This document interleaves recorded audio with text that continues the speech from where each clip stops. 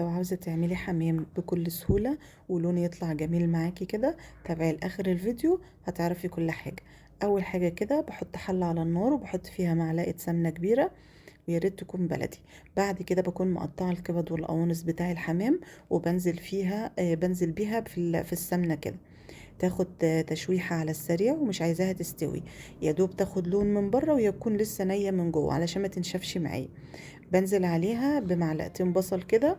انا كنت حطيت المعلقة ديت، فحسيت انها صغيرة يعني فزودت كمان شوية.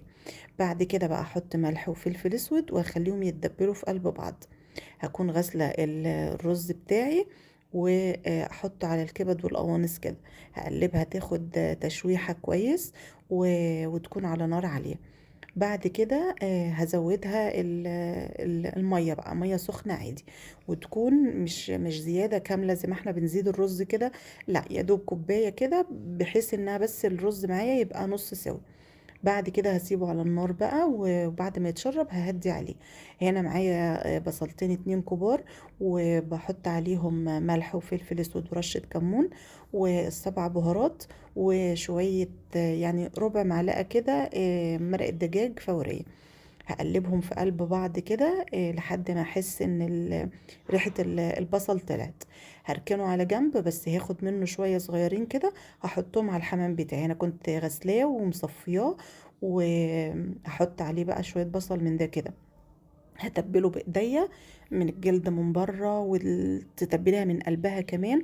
هتفرق في ريحة الحمام وتبقى طعمها حلو.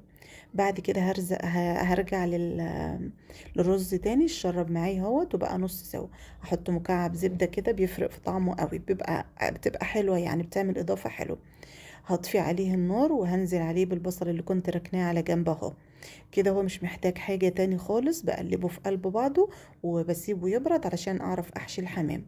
بجيب الحمام اللي انا متبلاه كده، وانا بحب احشيه من زوره من فوق من عند الرقبه.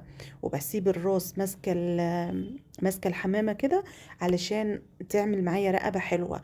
انتوا فاهمين؟ ما بتغلبنيش وانا بحشي الجلده ما تقعدش تنزل على الرقبه كده. وبعد كده ببقى اشيلها عادي ارميها بقى. بعد كده تحشيها وما تمليهاش على خيرها، يا دوب تبقى مبططه معاكي. الحله بقى احط فيها ميه بتغلي على النار، وبعد كده احط فيها شويه بصل، ورق لوري بقى وحبهان نص طماطمايه، التحابيش بتاعت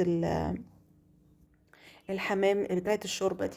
بعد كده هدي النار عليها بعد ما تغلي، وهتاخد معايا نص ساعة مثلا او نص ساعة وخمسة، مش اكتر من كده لان هو يعني نص سوا.